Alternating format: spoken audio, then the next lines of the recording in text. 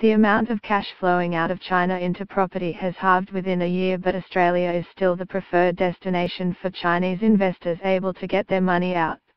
In its latest report, real estate firm Cushman & Wakefield and Real Capital Analytics, RCA, says mainland China's third quarter total outbound real estate investment plunged 51% year-on-year to $2.5 billion, the lowest total in 14 quarters, or since the last quarter of 2013. The steep fall in investment is the result of tougher Chinese government regulations. Dominic Brown, head of research, Australia and New Zealand, at Cushman & Wakefield, said Australia jumped into first place by overseas destination with $783 million in deals coming in for the September quarter. Dr. Brown said the Chinese government in August ramped up efforts to control overseas real estate investment, issuing Circular 74, slap bang in the midst of the third quarter.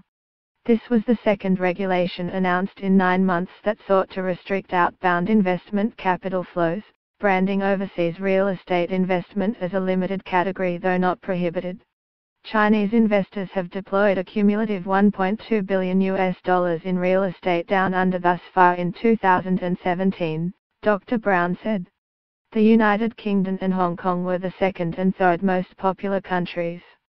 While there have been large commercial property deals such as 161 Miller Street, North Sydney, which was bought by the Mayville Group for $103 million, agents are anticipating a decline in activity in the coming year.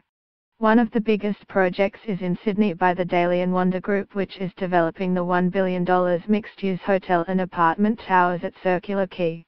Office investment only accounted for 28% of Chinese outbound real estate investment volume, down a substantial 83% quarter-on-quarter.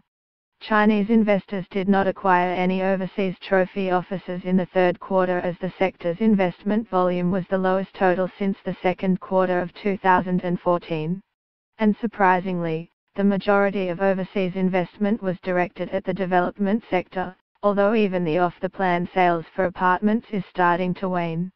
According to the research, in line with previous forecasts, overseas development sites have quickly emerged as the top asset category for Chinese investors. While the share of investment into this asset category has surged from as low as 10% to 58% since 2016, there has been a pronounced swing in the opposite direction for overseas office investments, whose share over the same period fell back from as high as 71% to 28%. This fall in project marketing has been felt across the real estate sector, with listed agency McGrath saying it has impacted its sales performance.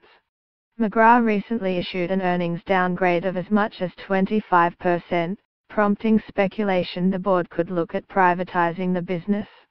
When asked at the earnings update if that was an option, McGrath Chief Executive Cameron Judson declined to comment directly, but said all options are under consideration. The founder, John McGrath, is the largest shareholder with 25% of the register.